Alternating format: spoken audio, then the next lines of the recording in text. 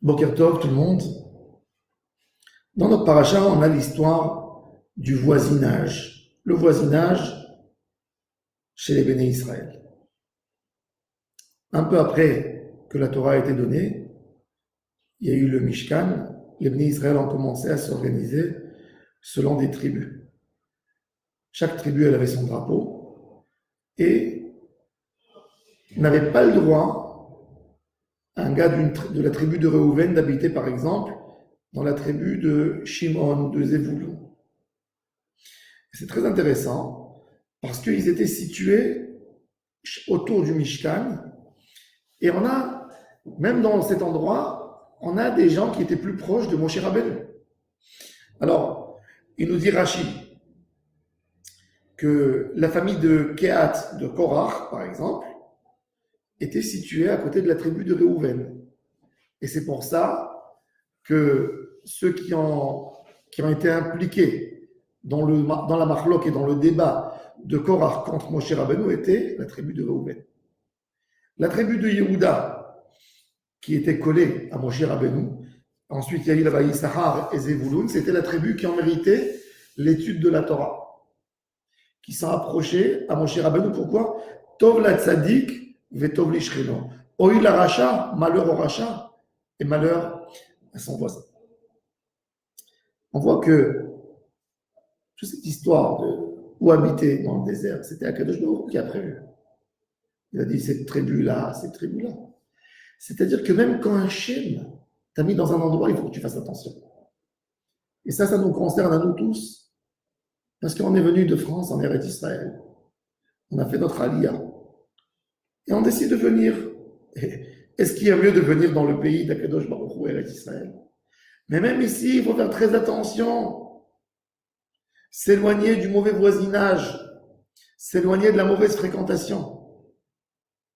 Dans Pirkei Avot, on a eu Rabban Yochanan ben Zakkai qui a posé la question dans le deuxième chapitre de Pirkei Avot à ses élèves, dites-moi de quoi il faut s'éloigner. Et son grand élève Rabbi Yossé, il a dit, la chose la plus dure où il faut s'éloigner, c'est d'un mauvais voisinage. Arrek Mishachenra. Même dans le premier chapitre de Pirkei Avot, Arrek Mishachenra ve'al titraber la racha. S'éloigner d'un mauvais voisin. Il faut savoir que la présence d'une Toum'a, la présence de quelqu'un avec des idées tordues, que je veux ou que je ne veux pas, elle m'influence. Un exemple simple. Abraham Avinu. Abraham Avinu était quelqu'un qui était prêt de se jeter dans le feu pour Hachem. Il l'a fait. On l'a jeté, Nimrod l'a jeté au feu et il n'a pas transgressé son service pour Hachem. Ce fameux Abraham Avinu, il vient en Eretz Israël et il a son neveu Lot. Lot, c'est le neveu d'Abraham Avinu qui l'accompagne en Eretz Israël. Lot vole. Il fait paître ses troupeaux dans les champs des autres. Il dit de toute façon, c'est la terre promise à Abraham. Et c'est moi l'héritier d'Abraham. Donc j'ai le droit de prendre, de bénéficier depuis maintenant des terres d'Israël. Donc il fait paître son troupeau dans des terrains qui ne sont pas à lui. Abraham Avinu voit le comportement de Lot. Et Akadosh Baruch Hu lui fait signe, je ne peux pas mettre ma Shekhinah sur toi tant que Lot est avec toi. Écrit Vaidaber Elam Hashem Aharei Pared Mimeno Lot. Akadosh Baruch Hu a commencé à parler avec Abraham que quand il s'est séparé de Lot. Alors maintenant, on va faire le compte, nous. Abraham Avinu, celui qui n'a pas été influencé de toute la culture de Nimrod et sa génération, qui était prêt de tomber dans le feu pour ne pas servir l'idolâtrie, est-ce que lui sera influencé par son petit-neveu Lot? La réponse, oui. Le Gezel, quand quelqu'un il se comporte pas d'après les règles humaines, Akadosh Baruch Hu ne met pas sa Shekhinah. Donc Abraham Avinu ne peut pas bénéficier de cet avantage de la Shekhinah tant qu'il est avec l'autre. Un mauvais voisinage, même si on ne le voit pas, même si nous ne sommes pas conscients, Ça atteint nos enfants qui voient un voisin mal habillé, qui parle mal, qui se comporte mal. Arrek mishachenra. Le Rambam dans Ilchot Deot nous dit que c'est incrusté dans l'homme d'être influencé par son entourage. Que tu veuilles ou que tu veuilles pas.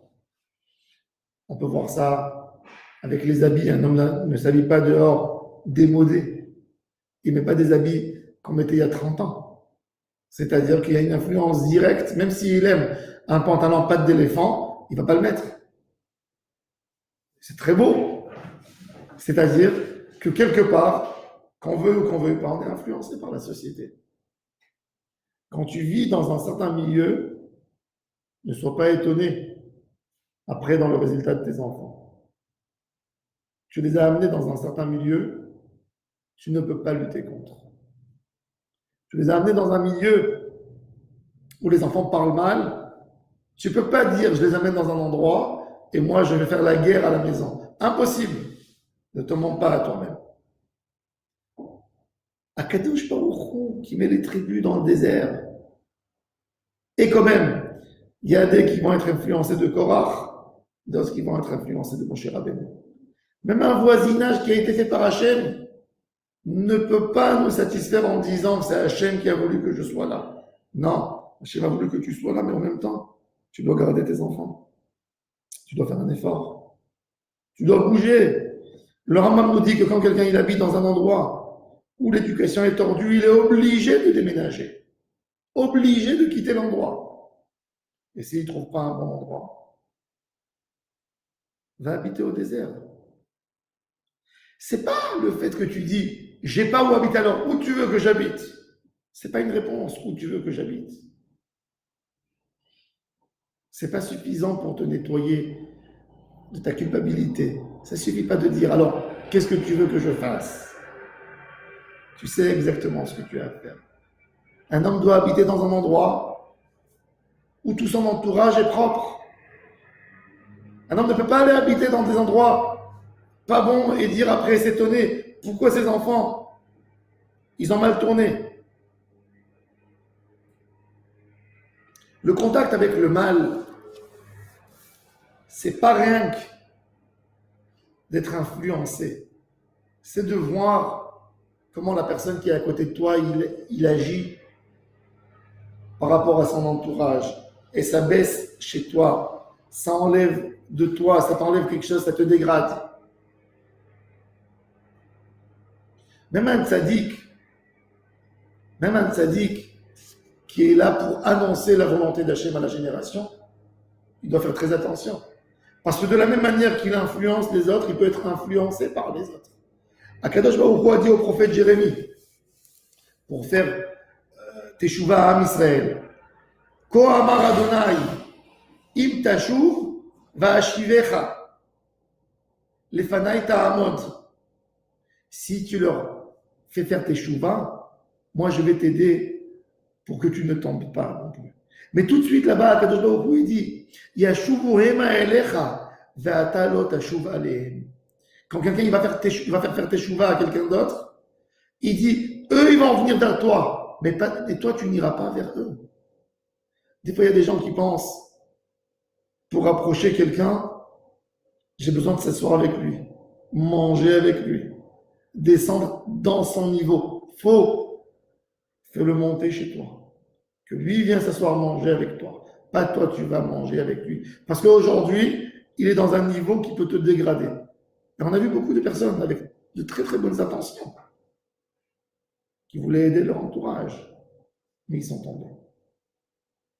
Shachenra, un mauvais voisinage, c'est le fait qu'il est là, il peut te faire du mal. Et c'est ce qu'on a vu avec Abraham Avinu et avec Lot. C'est ce qu'on a vu avec la fréquentation de Yitzhak et Ishmaël. Sarah, elle fait tout pour que Yitzhak ne fréquente pas Ishmaël. Elle va à une rigueur. Il ne faut pas avoir pitié de dire j'ai honte.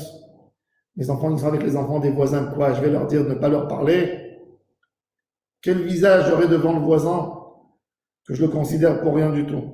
Sois égoïste à des enfants, sois égoïste pour eux. Lutte. Maintenant, on sort en vacances. Les enfants vont sortir en vacances tout de suite. 3 semaines. Qui nos enfants vont fréquenter? Pendant 2 mois de vacances. Où ils sortent? Tu sais qui sont les amis de ton fils? Qui sont les amis? Quelles sont les copines de ta fille? Qui tes enfants fréquentent? Dans quel milieu ils vont? Tu sais ou tu sais pas? Tu ne sais pas. Tu abandonnes tes enfants si tu ne sais pas. Tu sais avec qui tes enfants traînent dans la rue? La Torah Akdosha nous dit, même dans Israël où ils étaient installés dans le désert, il y avait le Mishkan, le tabernacle au milieu. Même là, il y a des problèmes. Et ceux qui ont habité à côté de Korach ont été influencés par Korach. Ceux qui ont été habités à côté de Moshe Rabbeinu, la tribu de Yehuda et Issachar, sont devenus des tzadikim. C'est la base de tout. Le voisinage. Le voisinage. On demande dans Birkot HaShachar, Dieu sauve-nous de Shachen Ra, qu'on s'éloigne, qu'on soit épargné d'un mauvais voisinage. Il ne faut pas avoir peur de prendre des décisions même difficiles dans la vie. J'ai acheté un appartement, j'ai déjà investi, je viens de faire des travaux à la maison, tu veux maintenant que je déménage? Oui, si tu as un mauvais voisinage, déménage, bien sûr. Il n'y a pas plus important, c'est même pas pour tes enfants, c'est pour toi aussi. Parce que toi, dans 10 ans, tu n'auras plus le niveau de Yirat Shamayim que tu as aujourd'hui quand tu fréquentes des personnes qui sont éloignées d'Hachem. Le voisinage, c'est très important qu'on veut pas envie dans une société. Et Akadosh Baruch Hu a fait que l'homme soit influencé par son entourage. Quand quelqu'un quitte la Kedusha, c'est une perte pour tous les temps. Une perte pour tous les temps. Une perte pour... Faut pas être plus intelligent qu'Avraham Avinu. Faut pas être plus intelligent que les tzadikim qui nous ont dit, qui nous ont parlé du dégât.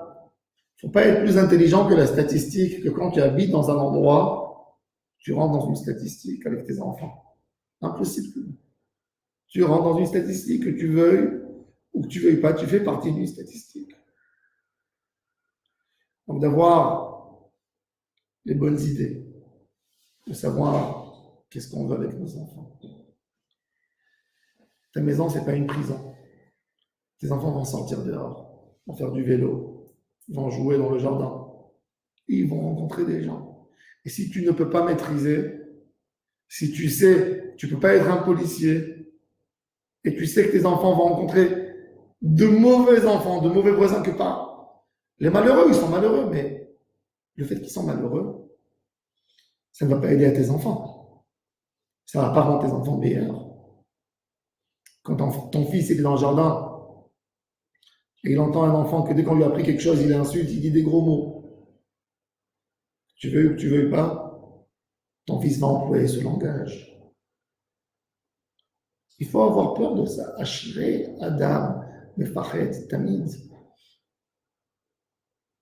La première chose qu'on a besoin de vérifier, c'est pas si le quartier est beau, c'est le paysage humain du quartier. Quel est le paysage humain? Qui sont mes voisins?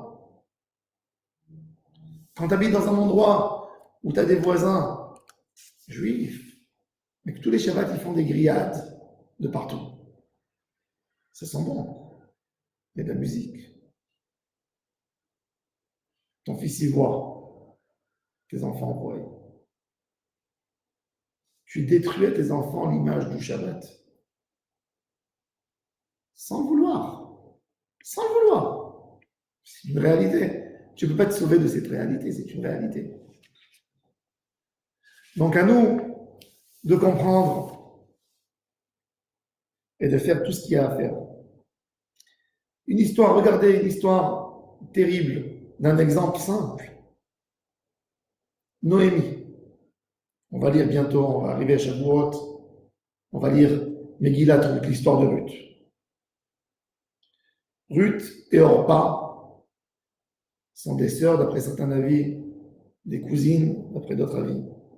Et elles sont mariées avec les 2 enfants de Noémie, Machlon et Kilion. Machlon et Kilion meurent par une tragédie, sans enfants. Et Ruth et Orpa sont très collés à leur belle-mère. Elles considèrent leur belle-mère comme leur mère, leur maman. Noémie, elle a perdu ses 2 enfants et décide de retourner en Eretz Israël. Ruth et Orpa lui disent, on t'abandonnera pas, on vient avec toi. Et elle leur dit, vous savez, c'est compliqué, Israël, il n'y a pas de Parnassa, etc. Bref, on raconte l'histoire, très bref. Ruth se colle à Noémie, parce qu'elle dit, jusqu'au moment où j'ai découvert une si grande femme qui peut m'aider pour l'évolution spirituelle, je ne vais pas l'abandonner. Et Orpa, en fin de compte, regarde un peu son confort, se sépare. Ruth nous donne David Amelech, nous donne Mashiach. Orpa nous a donné qui?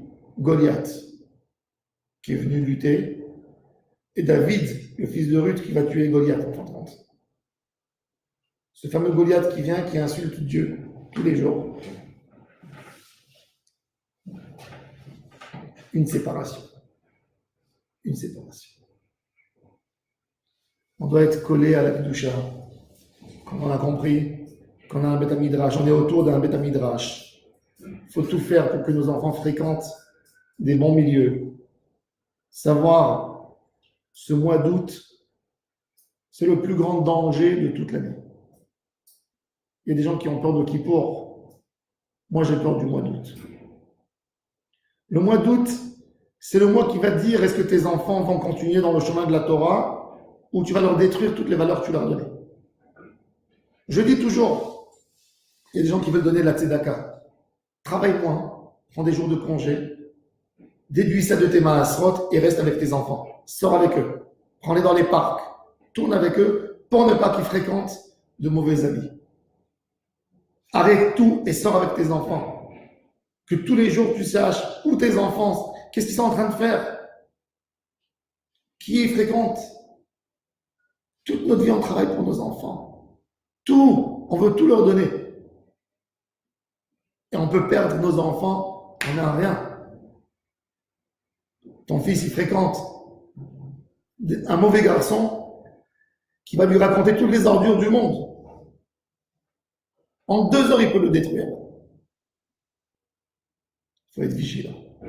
Je m'excuse que j'étais un peu dur, que je dis tout ça. Je vous dis la vérité, je dis ce que je me dis même à moi. Il faut dire, il faut savoir la vérité, pas fermer les yeux, pas enfoncer la tête dans la terre comme une autruche. Savoir être conscient de nos enfants, de notre entourage. Et Bezrat Hashem, que chacun récolte beaucoup de bonheur avec ses enfants, avec ses petits-enfants, avec tout son entourage, qui suivent toujours le chemin d'Hachem, et qu'on ait du bonheur de tous. Amen et Amen.